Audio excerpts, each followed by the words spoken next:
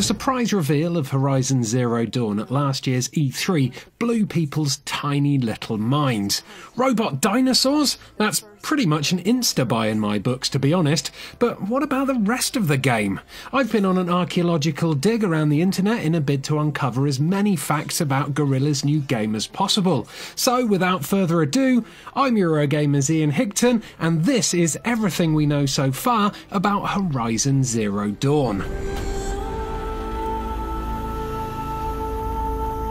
Horizon Zero Dawn will be unleashed on the gamers of North America on the 28th of February 2017, while the rest of Europe will have to wait until the 1st of March. Over here in the UK though, we've drawn the short straw because we won't get our hands on Horizon until the 3rd of March. Yeah, thanks for that, Sony. The game was expected to release later this year, but according to the managing director of Guerrilla Games, Herman Hulst, they needed extra time to deliver on their ambitious vision. Basically, it wasn't checking all the quality boxes, so Guerrilla decided to hold it back rather than release a broken product, which is jolly thoughtful of them. Although Horizon's robo-saws and unfamiliar landscapes give off an otherworldly vibe, Horizon Zero Dawn is actually set on Earth, 1,000 years into the future. Our civilization is known as the Old Ones, and our vast cities have long since crumbled and been reclaimed by nature. Guerrilla Games are staying tight-lipped about the robo-dinos and their origins though, but they have stated in interviews that we'll be able to find out their secrets by exploring the ruins of the old world. Horizon is an open-world action RPG. What does this mean? Well, imagine something like Skyrim crossed with Assassin's Creed and you'll get a good idea. There'll be multiple quest lines available given to you by different characters and tribes or factions, but there'll be a larger emphasis on combat and environmental exploration. So, lots of climbing things and searching for hidden collectibles then. There are typical RPG elements in here as well, such as damage number indicators and loot drops on downed foes, but the game will be easier to understand and get into than traditional RPGs. Locations that we'll be exploring in the open world include snowy mountains, deserts and forests, but as I said earlier, we've also been told we'll be able to explore the ruins of the old world. Does this section with a huge AI-protected door at the end of the recent story trailer take place in the ruins? I put money on the fact that it does. Aloy is Horizon's red-headed heroine, who until this week when Horizon's story trailer released was a bit of an unknown quantity. Turns out though she's still an unknown quantity, as a voiceover from one of her tribe's elders explains. The girl is a curse. She came from nowhere. She is no one. So Aloy then was discovered somewhere by someone, and the elders of the tribe forced this guy to adopt her and raise her. Showing off extreme agility and combat skills, it's evident that there's something special about Aloy, but what it is, we don't yet know. Expect the majority of Aloy's motivation in the story then to be based around her search for answers, who her parents were, where she came from, how she's tied to the technology of the Old Ones, and why the Old Ones died off in the first place. Aside from her standard armour-piercing arrows, Aloy has two other ammo types to choose from. Her standard bow can fire explosive arrows for massive damage, while her electrical arrows stun the cyber beasts and can be super useful when facing faster enemies with charge attacks. Her other weapon, the ropecaster, looks like an extravagant bow, and with it, Aloy can set explosive tripwire traps. She can also use it to tie down giant predators, Gulliver's Travels style, so it's easier to expose and then attack their weak points. Judging from these gameplay clips, it looks like operating the ropecaster is similar to the way you tether items together in Just Cause 3. Fire and hold the button to attach one end of the tether or trap to your target, then release the button to attach the other end. There's also multiple instances in the gameplay reveals which show off Aloy's ability to focus and slow down time when firing arrows.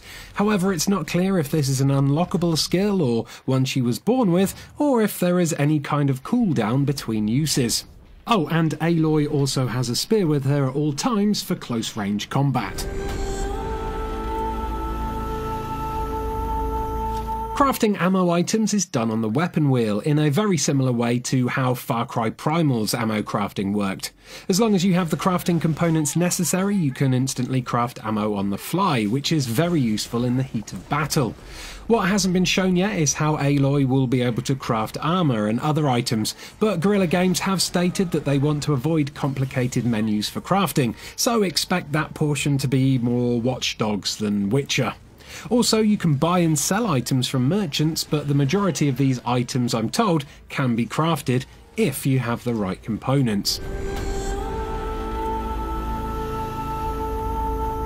So far, we've seen many different types of robo-saws in the gameplay reveals and trailers, including these huge giraffe-style bots that would look right at home on the box art for the original Shadow of the Beast game. Others I've spotted in trailers include a giant robo-eagle, a cyber croc, and, confirming rideable robo-mounts, this bull that Aloy is riding to take down some robo-deer. The ones we know the names of so far are the Grazers, the Watchers, which are kinda like giant robot chickens, and this impressive beast which is known as the Thunderjaw. The robotosaurs, especially the more passive ones like the Grazers, have herd-like AI, so if startled the main pack will bolt together while the larger alpha Grazers will turn aggressive in an effort to buy the others time to escape. When going up against tougher robos like the Thunderjaw, you'll need to destroy armour plates to reveal their weak points, which are highlighted in orange. Attacking these weak points will often do 4 times the damage that you would normally do against the armour alone. Some of the enemy's weapons can be used against them. Here's a good example where Aloy shoots off the Thunderjaw's disc launcher and then uses it as a faster way to destroy its armour. Once defeated, each Robosaurus can be looted for its own unique resources that Aloy can use to craft new ammo and items. The Grazers in this gameplay have canisters on their back full of something called Blaze, while the Watcher in this slice of gameplay has an item called Flame Coil. Flame Coil is one of the items used for crafting explosive arrows, so chances are Blaze will be something similar. The other item here, Metal Scrap, sounds kind of useless, but actually the economy of Horizon is built around these machine parts, so expect this to act as some form of currency. We've not seen any brand new gameplay since Paris Games Week 2015, but we can expect the UI to remain pretty similar to how it's shown off here, with a compass at the top of the screen that will show off quest markers and objectives. A large amount of Horizon's gameplay is based around stealth, and this faint circle just below the compass is a handy indicator that tells the player that Aloy is successfully concealed and able to launch silent takedowns. In the top right hand side of the screen we can see Aloy's experience bar, so that's another indication of the levelling and RPG elements present in the game. Aloy's health is located on the bottom left. It's in the shape of an arrow in order to fit in with the primitive tribal aesthetics of the game. Bottom right of the screen shows Aloy's current weapon and ammo type. In this case, one of her 46 standard arrows is knocked to her standard bow. Short and simple this one, there's no multiplayer for Horizon Zero Dawn, so expect a deep, story-driven adventure focusing on Aloy and her origins.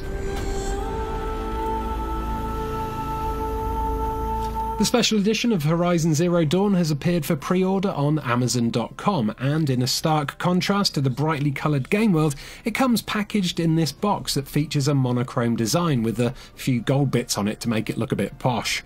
Inside this box you'll find the game with a special steelbook case, a 9-inch Aloy statue, a 48-page art book, a PS4 theme, 2 new outfit and bow skins, and 4 different packs which include rare and precious in-game items.